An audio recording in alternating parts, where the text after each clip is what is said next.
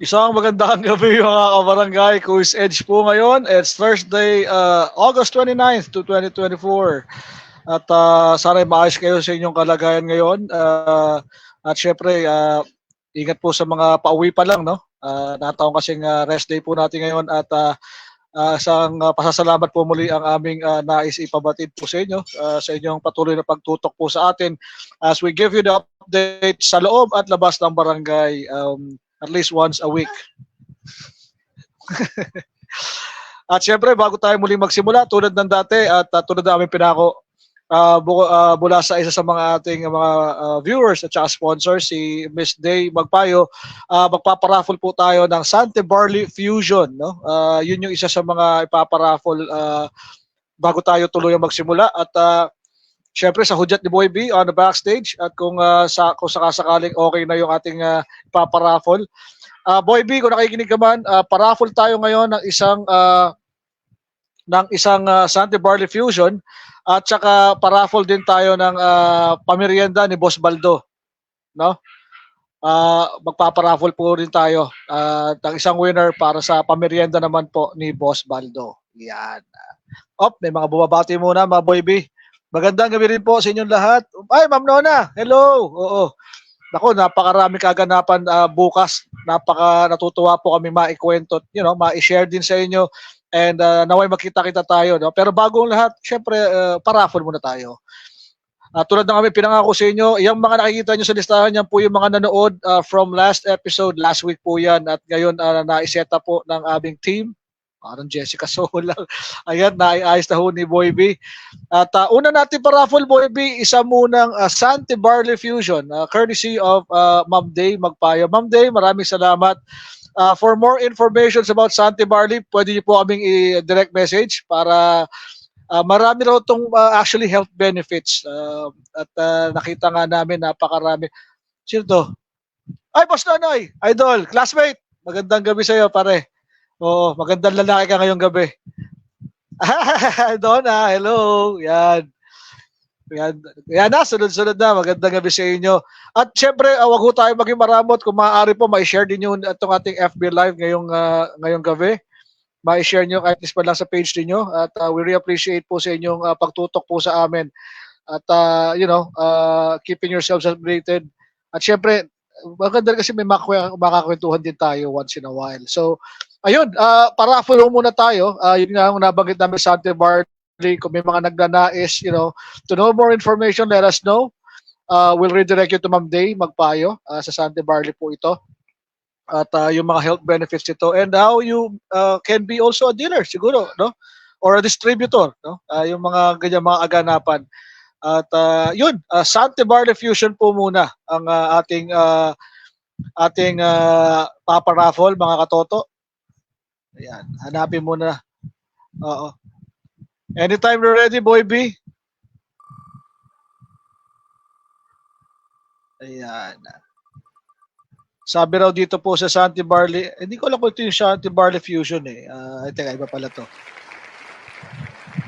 Ay! Kita mo nga naman, saktong-sakto. Kape pala to! Coffee mixed with barley grass. Congratulations. Tama ba, Boy B? Teka, hindi ko nabasa. Boy B, tama ba? Ricardo Orogo ba yung nanalo? Winner ng Sante Barley? Ayun, congratulations, Sir O. Yan po isa sa mga ating masugid na taga-pakinig o taga-tumututok po sa atin gabi-gabi. Sir O, oo, i-ano na lang namin. Hintayin lang ho namin ma-deliver. Ako na ho mismo mag-aabot sa inyo. At saka doon sa isang winner natin, Boy B, no, from last week. At saka isa pang paraffle pare mula naman isang pamerienda lang ni Boss Baldo. Hanap tayo isang winner, pamerienda po ni Boss Baldo. Yan. At pamerienda ni Boss Baldo. Happy birthday Ian Sac Manuela. Magandang baligayang kaarawan sa iyo pare. Sino po 'yan? Jerry V. Reynoso. Tama po ba to? Jerry V ba to? Jerry Reynoso, congratulations sir. Or ma'am, hindi ko po alam kung ano. Congratulations po, nanalo po kayo ng pamerienda po ni Boss Baldo. PM nyo lang po ako kung paano po natin maihatid po sa inyo yan, no? At yun po muna ang ating paraffle po from last week. Abangan po nila ulit yung ating mga magiging contestants, no? Siyempre, nag-iba-iba po yan. Depende ho yan sa timpla rin. Nataon kasi na, hello, Ma'am Doc, magandang gabi. Doc Sevilla Mapa. Oo, sa magagaling na dentista po natin. Ayan. Thank you, Ate Nona. Much appreciated po. Tuloy-tuloy lang po tayo. Tulad na nabanggit po namin, tapos natin muna paraffle po from last week. At mas maganda ho siguro, no? Pagka, kami naman po yung umaapela. Baka kung meron kayong mga ibang mga negosyo dyan na nais ninyong i-advertise, let us know. Wala naman ho kami sinisingil. Pakiusap lang namin. Kung yan naman po ay isang angkat, no? Gusto nyong ipara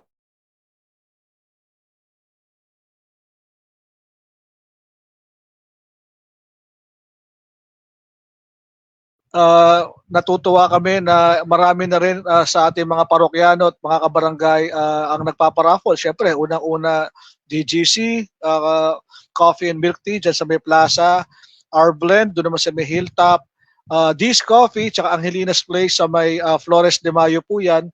At yun, marami pa pong iba kung tutuusin. Of course, yung Pansit Wali po ni kusina ni Chef Jing, isa lang po yan sa marami pa pong nag-sponsors. Kaya kung meron ho kayong bagong negosyo at nais po ninyong makilala, at magtulungan po tayo, paraffle rin natin yan, no? At para at least everybody happy. Yan. At syempre tuloy-tuloy po tayo ngayong Thursday ng gabi tulad ng ating nakaugalian. Ito na muna ang mga balita sa loob at labas ng barangay. Ito ang Balitang Lagro ngayon. Labas muna tayo ng barangay, usapang sports muna. Mula sa The Philippine Star, congratulations nga pala, Boss Miguel Belmonte, nagpa-blessing po yung ating kahit pa paano, kahit nakapag-retiro na po tayo dyan at idol natin yan. At yung bagong bukaso na building sa may Paranaque, nagkaroon ho ng blessings. Congratulations po, Ma'am Angie. Yan. Salamat din po, Ma'am Tammy. Yan. Sa The Philippine Star po, meron ng balita rito, sports muna tayo. Yung ating pong Olympian na si EJ Obiena. Yun na, confirm nga na fractured ang kanyang spine. Kasi taliwas po, tulad ho na nabanggit, hindi na lang ho siyempre masyadong hinighlight po iyon. Pero prior to coming Siya yung baka yung mama. So ako, prior to the contest itself or the event, no, the Olympic event held in Paris a few weeks back, meron na palang iniindang sakit si Sir EJ Obiena, and now that it's been confirmed, sabi niya sa social media page niya po na magpaparaya na raw muna siya sa mga upcoming na events in preparation for the 2028 Los Angeles Olympics, no? Masyado pang maaga pero maganda, diba? Earlier the better. Kaso sa pagkakataong ito, kinakailangan daw niya munang ayon dun sa kanyang social media page, no? Ninanais niya raw ho na sumali sa mga kompetisyon sa nagaganapin sa Berlin, sa Zurich, at may ilang contest pa bago bumalik ng Maynila. Sa kasamaang palad, naramdaman niya na sumasakit na raw ang kanyang likod. At dahil sunod-sunod daw po yung kanyang pag-iinda, minabuti niya na muna na magpahinga. Tama na rin muna yan. Medyo bigyan ng sarili ng pagkakataon to recuperate, no? O to recover.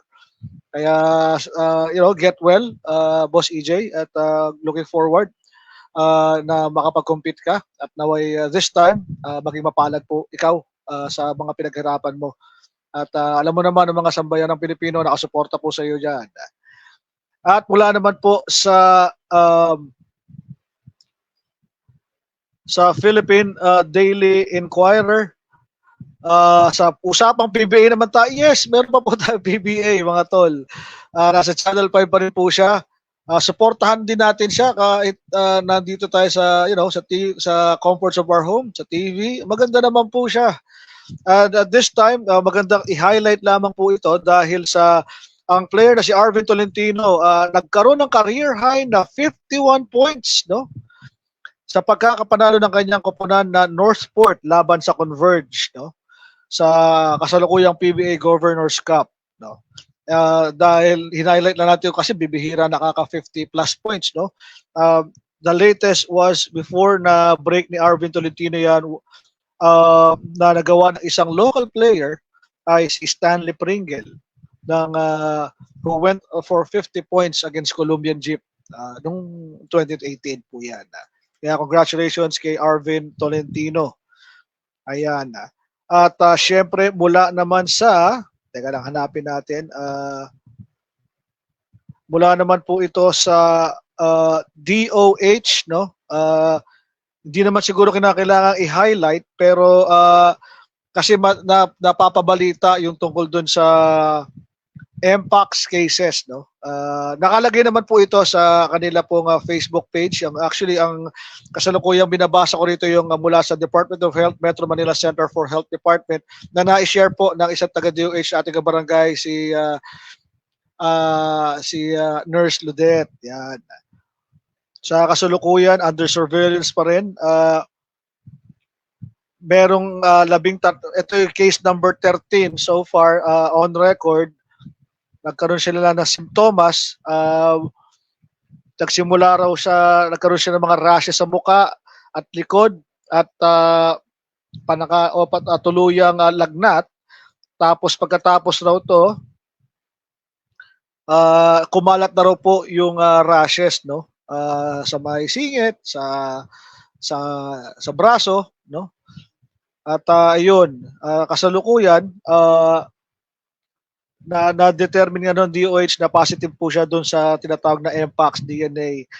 Siguro matanong na natin, siguro hindi naman to i-highlight dahil hindi naman masyadong how do you call this?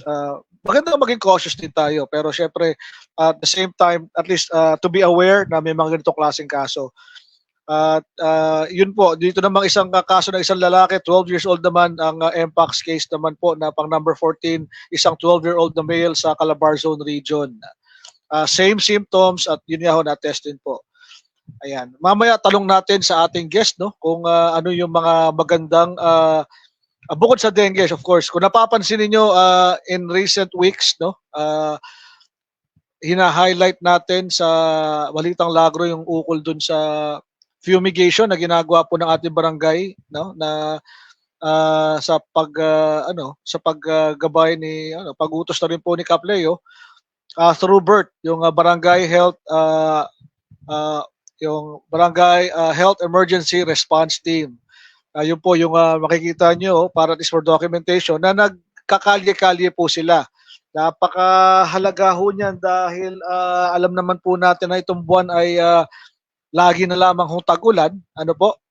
At with that, maganda sigurong makakwentuhan rin natin in a while yung ating special guest, no? Isa sa mga staff responder, kung matatawag po natin sa mga, lalo na isa sa mga masasabi nating nagsakripisyo rin ito simula ho nung nagkaroon ng COVID. Sila yung walang pagod, walang hindi mapigilang ang mag-serve sa community, lalo na paghatid sundo sa mga pasyente sa ating barangay, no? Kaya mamaya maya ng konti anuhin natin siya. Makakausap din natin po siya. And speaking of which, sorry, medyo malapit-lapit na, lalapit tayo ng konti. Check lang natin ang ating mga ongoing comments po. Ayun, oo. Oy, Boss Glenn! Bayake naman, Boss Boknoy, magandang gabi. Ayun, hi Ma'am Lay, magandang gabi, salamat. Uy, ito yung pinakamagandang pinsan ng misis ko, si Lay Aliere. Sir Robert, magandang gabi, belated happy birthday po. Alam ko sa wife niyo po yun, ano? Nakita ko na i-post eh. Ayan, magandang gabi rin, Robert Rivera. Good evening, boss. Ma'am Jel, sana'y nasarapan ka dun sa napanalunan mo. Ayan, Doc. Ayan. Yon, thank you, Boss Glenn. Oo, RPTV, Colombian Jeep now, Terra Firma. Thank you. Boss Boknoy, bakit naman? Mukhang marami nakakamiss ng pandesal mo. Pasensya na, nahihiya ako lumapit sa iyo. Pero alam mo minsan, makakwentuhan din tayo dyan tungkol sa Boknoy pandesal mo muli. Ma'am Tess, magandang gabi rin at salamat sa inyong walang sawang pagtutok po sa atin. And syempre, kung napapansin nyo, mag-isa tayo sa ngayon dahil nga po nung abala po muna ang ating co-host ngayon, humingi muna ng emergency leave si Dalisay dahil inasikaso ang kanyang bagong apo. Congratulations nga pala, Dalisay. Lolo ka na. Yan. At of course kay Kapepe na kasalukuyang pauwi pa lang sa ating pagkakaalam. Usually kasi talagang minipilit yun ang humabol. Depende sa traffic situation dahil nanggagaling pa siya uh, sa office doon sa may malapit sa NLEX. Yan. And of course, kasama naman natin sa backstage ganun po or sa ating matatawag na technical sa studio, yung ating pong idol na si Boy B. At kahit po paano, maraming salamat sa inyong walang sawang pagsilip po sa amin dito. Oo nga pala, bago natin tawagin yung ating guest in a while, nakikisuyo po ang ating Lagro Dulo Basketball Association sa pamumuno po ni Rafi Torres, yung kasalukuyan hong Pangulo ng ating Club Puroon, at siya po yung naatasan din mga siwa, mag-oversee on behalf of the organizations na gumagamit po ng facility. Yun pong basketball court. Kasi po may mga ilan po tayong mga kabarangay na nakatira malapit ron na humihingi ng apela, no? Kasi nga lately may napapanood may inaabot sila kasi nung mga medyo may nasa kasarapan pa ng pagtulog, tapos siguro mga alas 4 pa lang daw yata ng umaga may naglalaro na ng basketball. Technical dip. Ayun. Kaya ho nasabi natin po 'yon dahil naidulog po sa atin at atin naman pong nais palalahanan sa alam ko na pag-usapan na rin po ito at with the barangay yung patungkol po sa paggamit po ng ating facility. Yun nga ang basketball court. Nag-open po ang Centennial Park alas 5 ho ng umaga. Na po. Ngayon, pag nagbukas na po iyan, hindi naman sa pag-aalam kong huling nakausap si Boss Rafi, hindi na ho nila nilalak po yung basketball court on the premise na susunod yung mga player o yung mga nagnanais maglaro at doon dadaan sa tamang daanan pagbukas na ng gate. Kaya paalala lang po, pasensya na ho. Doon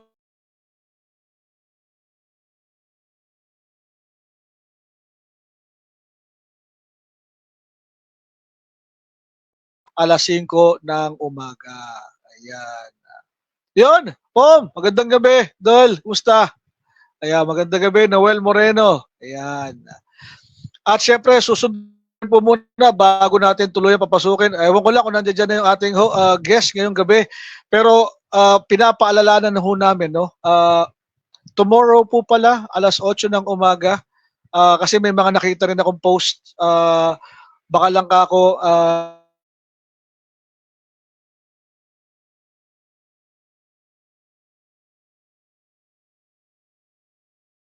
lang pagboboto dito po sa atin sa Greater Lagro, pwede po sila pumunta alas 8 ng umaga doon po sa covered stage. Doon po gagawin yan. Pasensya na, medyo magulo yung ating video. Kaya teka lang, ayusin lang natin. Ayan. Yan, sorry po. So as I was saying, alas 5 tuloy. Alas 8 po ng umaga bukas, Comelec registration.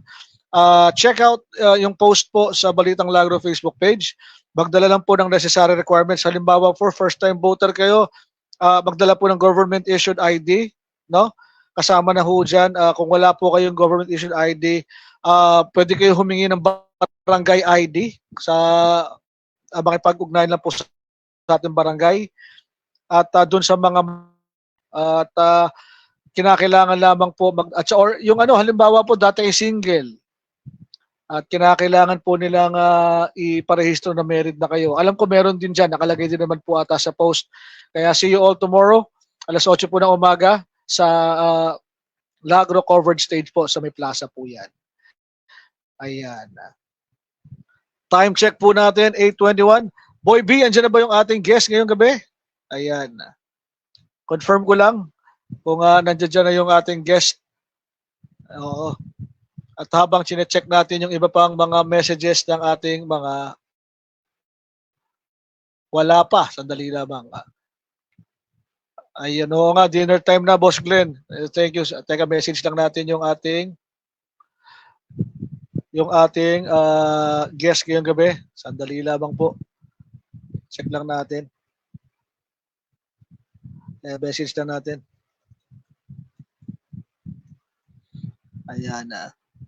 Baka kung may mga ibang katanungan sa ating guest ngayong gabi, mag-post lang po rito. Oo. Para maano natin, matanong din natin sa kanya at makakuha tayo ng mas detalyadong sagot sa mga katanungan. Kasi alam ko ilan sa mga katanungan kailan dengue, yung dengue fumigation sa kanilang lugar. So at least isa yun sa mga pagkakataon. Paano natin mai-prevent yung paglaganap nito? Isa rin sa mga importante yan. Lalong-lalo na kaakibat niyan, syempre kung ikaw may mga naiwan na mga, alam mo yun, mga drum dati na hindi na ginagamit, na puno ng tubig, hinayaan mo, yun. Hinayaan mo ron, doon nagsisimula yung lamok. Pero mas mainam, matanong natin pa kay Boss Mike at yung current status po, no, yung update tungkol sa mga dengue cases rin. Magandang matanong din natin. Bakit ba medyo ano tayo ngayon? Punong abala, kumbaga. Ayan. Oy, pandesal at pansit, sir. Boss Glenn, magandang gabi. Ayan. Good health, boss. Nakita kita sa taas kanina, kaso na nadudong ka na sa may bandang bakery eh. Lumigo ka na sa may Haring Constantino yata nun eh. Oh, yan. So as I was saying, we're just waiting for our guest na makapasok ho ngayong gabi. Tulad ho ng dati, kung meron ho kayong mga katanungan, post lang po at ating comment page at yun naman po yung malugod na sasagutin ng ating special guest ngayong gabi nga po. At syempre, marami pa kaming naimbitahan bukod nga sa usapang health, no? Nakachika nga natin si Ma'am Edlin sa Lupon naman, no? Maganda rin maalaman pa yung mga kasalukuyang galawan nila dun sa Lupon. Ano ba usually ang mga kasong hinahawakan na dumadaan po ron? Kasi sa Lupong tagapamaya pa tawag nila. So yung mga alam mo yun, yung may mga bagay na nais nating pagsunduin, no? Na hindi na kinakailangan gumastos pa ang magkaparehong partido na naway maiayos syempre sa tulong ng Lupon. Yan. Abangan natin at ating alamin sino yung maaari nating maging special guest pagdating noon. Ayan. Check lang natin kung dumating na yung ating wala pa rin na. Ayan. Kalat-kalat lang. Ayan. At samantalahin na rin ho namin, may mga kaganapan din po sa atin sa Centennial Park. May ongoing na tournament po doon. Naway kung wala kang ginagawa, nais yung magbigay suporta sa inyo may mga lalaki mga kapitbahay nyo ng kabarangay. Puntahan nyo lang po. Open league po yun. Andun din po yung mga matatawag natin homegrown talents natin na nakipagtagisan din po sa mga ibang mga naimbitahang maglaro yun na taga-ibang lugar. Ayan. At syempre habang inantabayan na natin, check lang natin ano kaya nangyari kay Boss Mike at wala pa yata siya. Wala pa siya, Boy B, no? Oo, wala pa yata si Boss Mike sa mga pagkakataong ito. Pero having said that, alam niyo naman po kasi ang kaso ng dengue, lalong-lalo na sa mga sitwasyon na to na halimbawa ikaw lamang ay isang regular na empleyado, no? Na wala ka namang HMO. Pagdating sa mga ganyan, hindi natin kinakailangan di winawalang bahala yung sakit na yan, no? Alam naman natin na isa to sa mga naging parang laganap na kaso ng mga nagdaang taon, lalo na pag dumarating ang tag-ulan, napupuno ang ospital, no? Tapos syempre, mamimili ka pa ba ng ospital kung sakasakaling ito lang at ang kasya sa budget mo? Talaga magpupunta ka sa public hospital nito. At ang public hospital natin, sa pagkakaalam ko, sabihin niyo ko ako kung mali ako, yun pong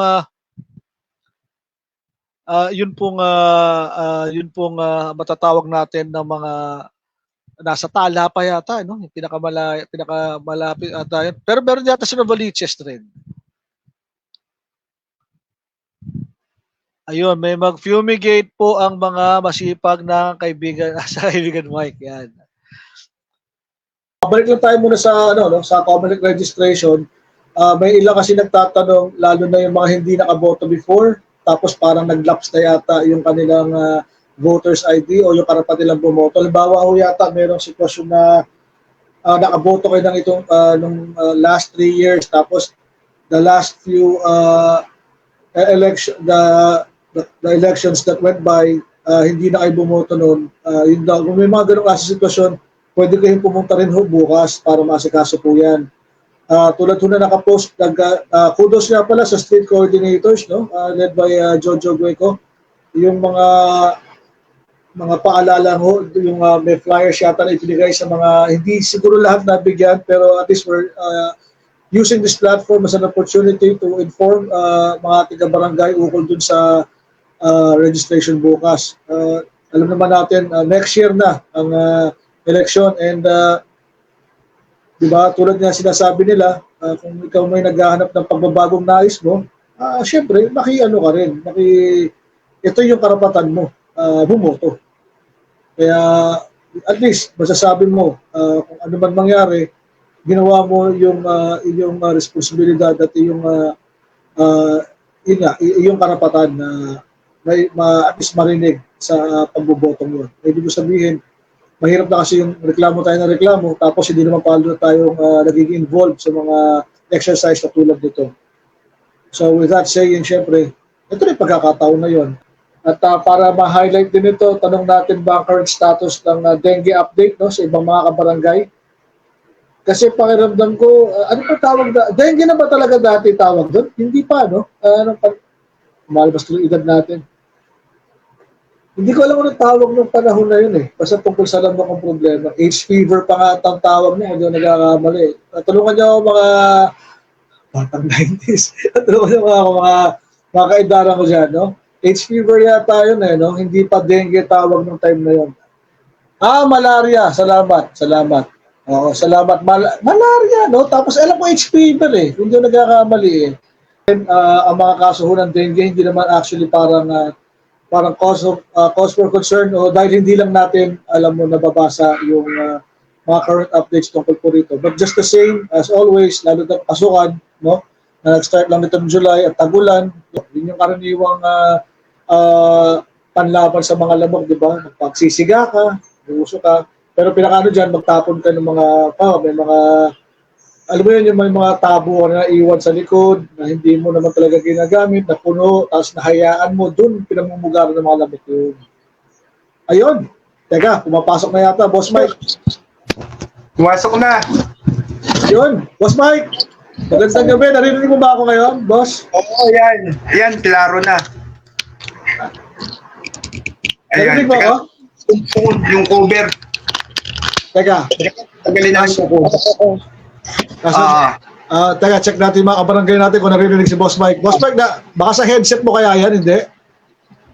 Hindi, yung kanina sa kailangan i-install pa yung yung sa... O baka sa headset mo kaya yan. Teka lang ha. Salamat sa pagpapaunlak, Boss Mike. Pasensya na sa abala ha. Oo, pasensya na din. Kasi hindi ko gano'ng marinig. Pero, teka lang, Boss. Tanggalin ko na nga yun. Sadali lang, Boss ha. Okay. Teka lang. Ito ata, ito solusyon dyan. Ayan, sa tingin ko okay. Narinig mo na ako? Ayan, narinig na kita. Ako, narinig mo, okay na? Hello, Boss Mike? Ayan, okay na. Thank you. Yes, loud and clear na. Sorry, hindi ko pala naibalik yung headset ko sa okay. Hindi ko pala naibalik yung headset ko sa telepono. sorry. Ako pala. Sorry. Okay, Boss Mike, pasensya na. Medyo raratsadahin lang natin. At alam ko nga nagtataka rin siguro. Hindi naman nagtataka. Kasi this past few weeks, sir, ilang streets na po ang kinover nyo ng dengue fumigation? Bali naka 40% na rin tayo eh. Kaso kadalasan rin naman talaga kaya medyo na late tayo kasi doon sa mga na dengue o infected area natin is meron tayong tinatawag na first cycle at saka second cycle. So, inuulit lang natin yun, hindi lang iisang buga doon sa mga na-dengue lugar o bahay. Kailangan may cycle, may ulit. When you say cycle, boss, halimbawa, bakit dalawang cycle po yung, ano ho yung unang cycle, boss? So, yung unang cycle natin doon sa, kasi within may sinasabi tayo, may tinatawag tayong 300 up to 300 meters. From 300 the doon meters. sa bahay, from the doon sa bahay na may patient na dengue, kailangan makuha natin yun, ma-cover up natin yun. So, the following second cycle ulit, mas lalakihan natin yung cover ng 300 meters doon sa area na yun. Boss Mike, matanong ko lang, since siguro hindi naman ito yung first time na nagkaroon tayo ng dengue fumigation. On record, boss, sa barangay natin, anong karaniwang lugar yung mataas ang number ng dengue cases? Siguro yung inuna nyo, no? Ay, oo. Actually, doon sa dengue cases natin yung mga lugar na sinasabi natin mataas yung dengue na ano. Actually, dapat yung mismong bakura na lang natin Kasi sa totoo lang, yung lahat ng mga na dengue sa atin dito sa ating barangay is buti hiwalay-hiwalay sila. So kadalasan mag-contact tracing kami, kadalasan po nasa bahay. I see. Boss Mike, matanong ko rin lang ho, sa itong taon na to, no, lalo na nung nagpagbukas ng klase at nasabay sa pag-ulan, pwede ho bang malaman lang kako ang numero ng mga kaso ngayon ng dengue sa Lagro? Numero? Hindi naman, parang porsyento na lang. At can it be considered na parang, di ba may mga tinatawag po tayo ng mga hotspots po. Within the district, kasama na ho ba tayo ron? O is this, can this be a cause for alarm? Hindi pa naman po. Sana naman wag na tayo dumaan dun sa punto na magkaroon tayo ng hotspot na tinatawag, masali tayo dun sa tinatawag, meron kasi tayo actually dito sa Quezon City, meron tayong 12 barangays. Sana huwag tayong dumaan dun at yung kung ano man yung kailangan natin maitulong. Alam mo, sa totoo lang, Kuya Edge, meron tayong sakto-sakto tong yung pag-interview mo, gusto rin namin ipabati talaga So unang-una, meron lang tayong 3. Yung paalam natin, yung kaalaman at kooperasyon natin mamamayan dito sa Lagro. Siyempre, unang-una, kaya dapat natin malaman yung pagsugpo doon sa nalaman sa mga dengue, kung paano ba siya nagsisimula. Actually, Kuya Ed, tayo naman dito at sa pamumuno ng ating kapitan at committee on health sa Kagawad Ladi at ang konseho, inaagaran talaga natin na malinis at hindi lumala yung lugar na kung saan pinamumunaran ng dengue. Unang-una po, gusto ko na lang rin po sabihin sa inyo, hindi po kakayanin nung barangay, actually, kahit mag-spray tayo na mag-spray dito sa buong area natin, hindi ho natin kakayanin o sugpuin yung dengue kung hindi po tayo magtulong-tulong. Unang-una po, nasa atin din naman po yan kung bakit nagkakaroon sila ng mga breeding ground. Yung alam mo po yung stagnant water.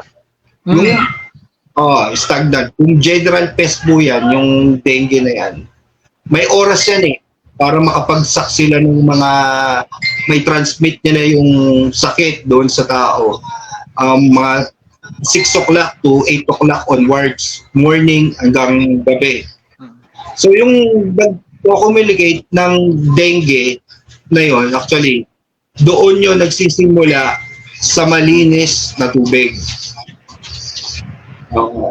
Siguro, Okay, pero- kung papanatilihin natin na makipag-cooperasyon yung yung mga nakatira na dito sa barangay natin, madali natin masusugpo. Kasi unang-una, iisipin natin, halimbawa yung mga bata, magkaroon ng sakit.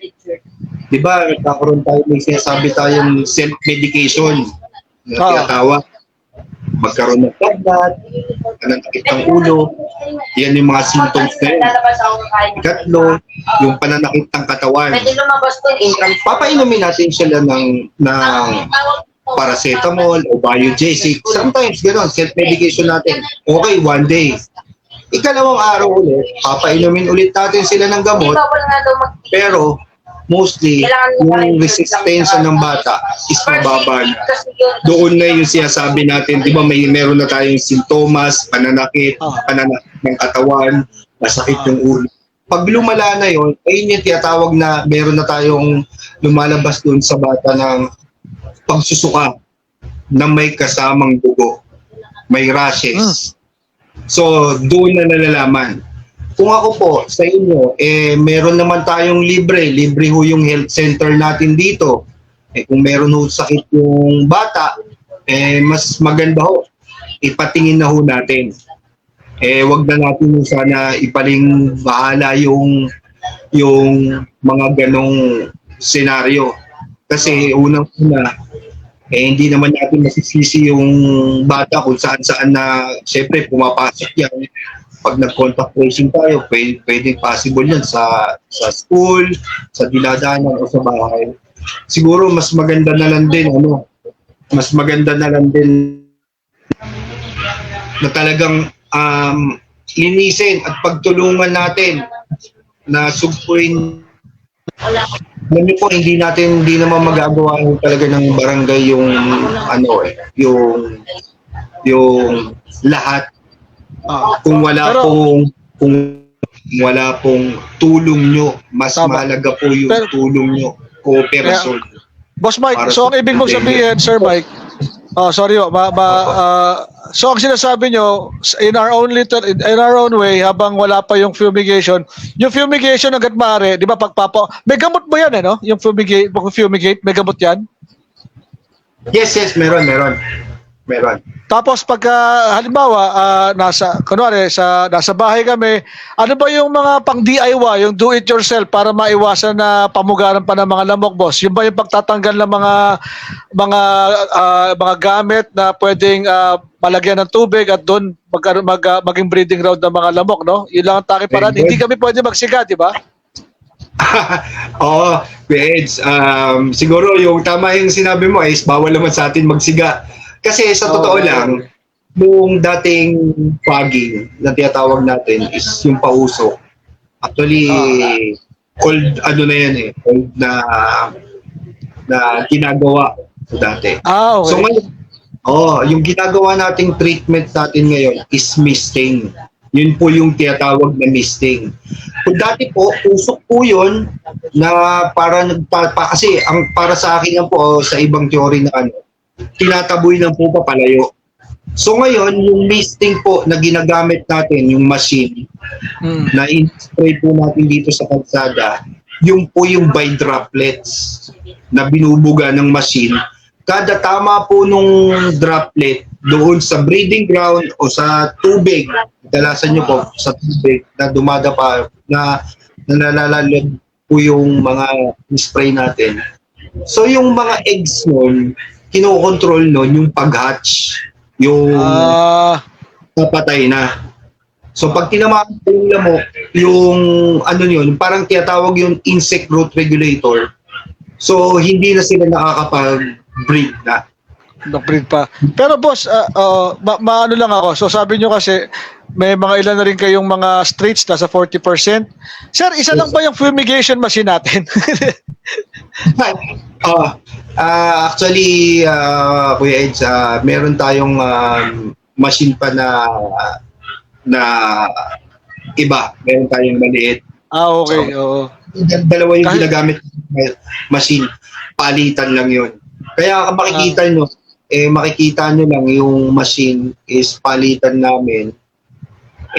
Ayaw po namin uminit yun kasi sa haba ng nilalakaran po namin yun, machine lang po yung parang parang pamutol lang pag uminit na yun sa kaka-spray, palitan namin ginagawa yun para hindi po masira. At Pero meron doon ba kayo? Thank you, Sir Mike nga doon. So hindi po pwedeng pagsabayin, bagkus dapat i-alternate ang paggamit para mas I see. Tapos Boss Mike, maano ko lang meron ka na daw bang mga schedule, anong straight sa mga upcoming at if ever, ilan po ang kino-cover nyo a week? Ay, okay. So, ang schedule po namin actually is MWF Monday, Wednesday, Friday. So, pasensya na po talaga. Actually, meron na po talaga tayo, Kuya Eds, ng schedule nung nung mga area na kadalasan po, kaya hindi rin po talaga nasusunod. Meron po tayong mga cases na binabalikan. Sasabihin ko na po sa inyo, bakit itong schedule na to for Wednesday hindi na schedule? Pasensya na po kasi po kadalasan po yung binabato po sa amin from Quezon City at hospital, kino-contact tracing namin ulit yung mga pasyente o magulang. Yun po yung una po namin. Pasensya na rin po talaga kasi kadalasan po talaga yun po yung kadalasan na hindi kung bakit hindi nasusunod. Okay. Sige. So, kumbaga, para mag-aantabay na lang po kami, kung sakasakali, kung kailan man yung Yes. Oo. Tapos, Sir Mike, kasi nakita ko yung una, bago magpasukan, di ba, na nakasama mo kami nung nag-misting ka o nag-fumigate ka dun sa Lagro High School. Sir, medyo malaking lugar na yon. Isa rin sa mga, syempre, ang inaalala ko yung, alam mo na, isa Centennial Park, ang laki po niyan. Panigurado, kinakailangan din mag-fumigate dyan, di po ba? Ay, oo. Yes, oo. Actually, dun sa Centennial Park, nagkaroon kami ng OB larva, which is yung OB larva natin. Yun, Kuya Ed, paliwanag ko rin. Parang baso na kulay itim yun, na may stick sa ibabaw.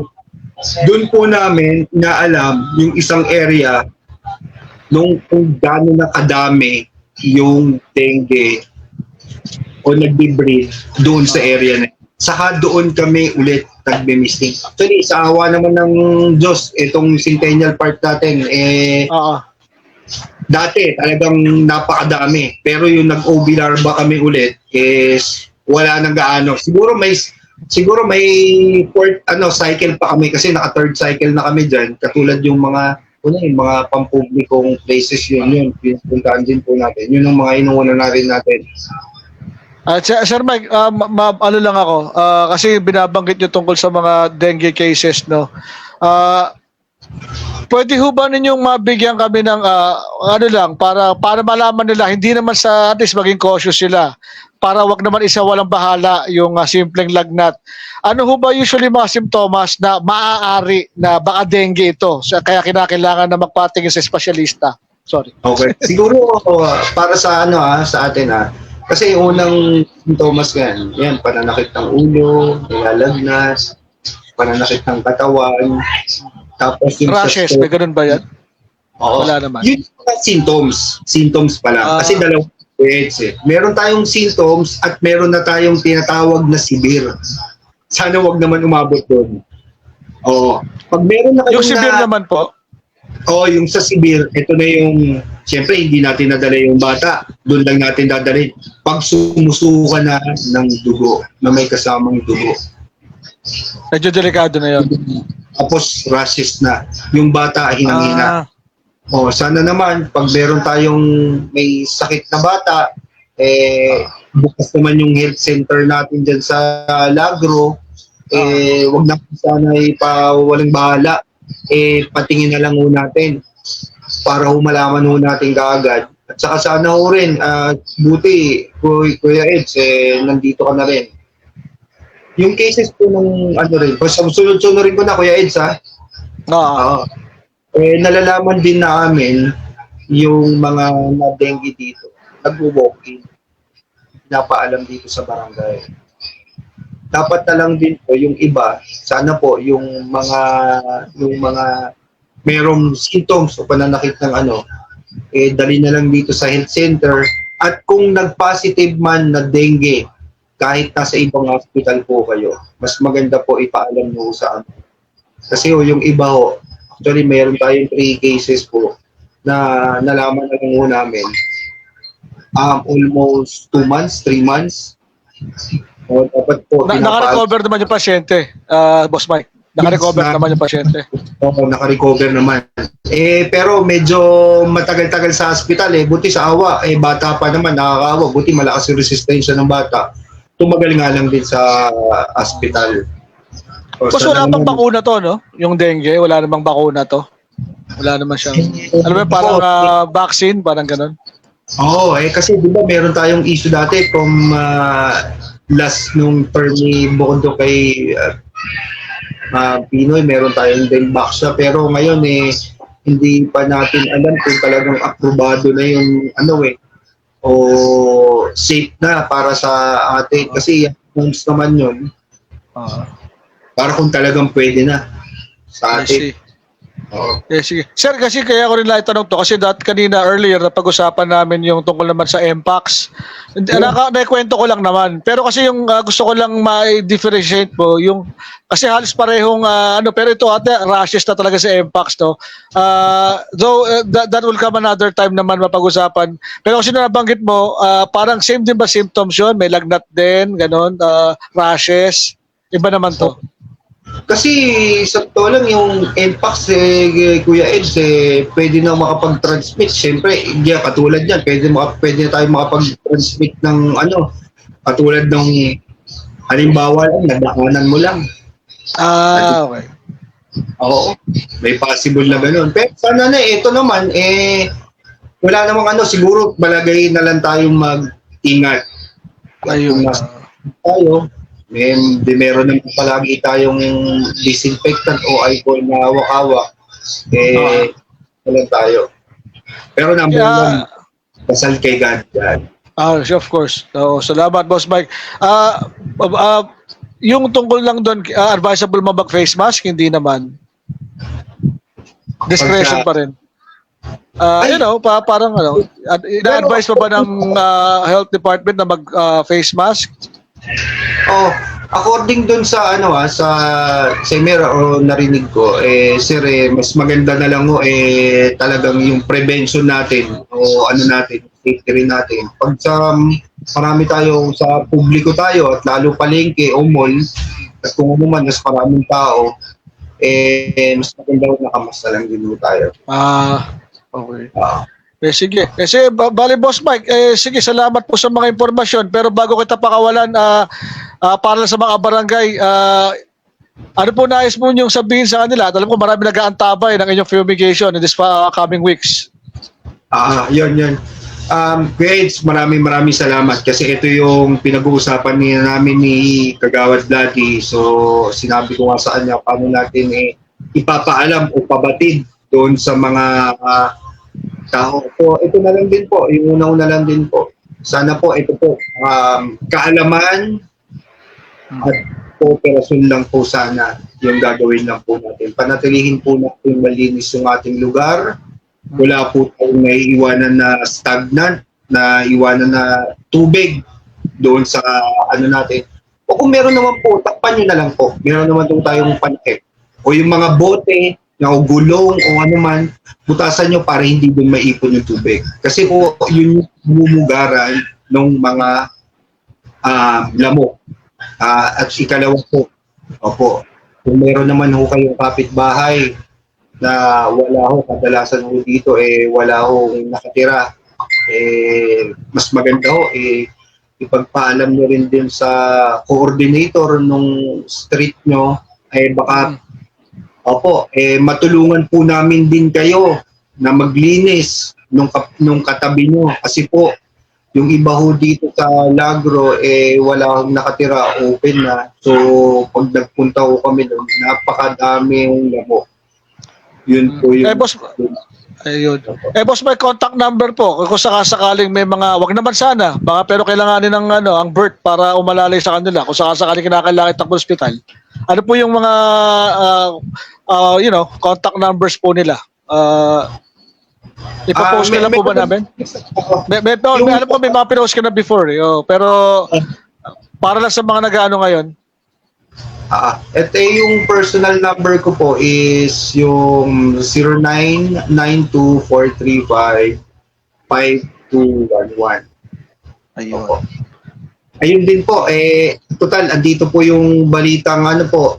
Ayun po, ipabatid ko na rin po. Sa hindi rin po nakakaalam ng mga number na nabanggit ko, si Kuya Eds, pwede rin naman po kayo pag-coordinate dito sa Balitang Lagro. At kung pwede naman po kayo pumunta sa barangay, mag-walk-in kung anong assistance o may tutulong po ng ating barangay, pwede po kayong pumunta o kumontak sa meron po kami mga Facebook o... Ayun, Facebook, oo.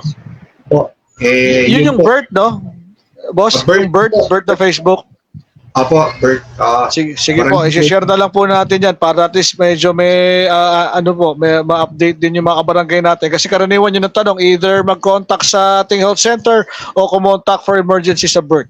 Yun. So, of course, with Mike's permission, i-post natin in a while after po this live coverage. And with this, Boss Mike, anything to add po bago kita tuloy pakawalan, Boss? Ayun, Kuya Eds, una, salamat, maraming salamat at sa barangay, sana itong mga kabarangay natin o tayo man, bawat isa natin, sana magtulungan tayo. Kasi sa totoo lang po, hindi biro yung sakit na to. Imagine niyo na lang po, bigyan ko lang po kayo ng idea, yung anak po natin, o kahit medyo at all age na nagkaroon ng dengue.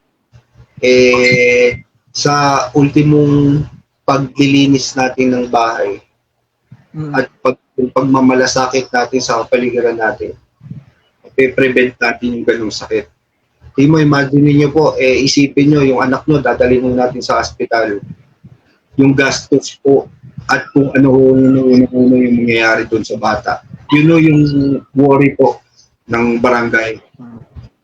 Gagawin mo ng barangay, lahat ng makakaya, sa pamuna din ng Kapitan Leo Gara at Kagawad Daddy at Kunseo, gagawin po namin lahat.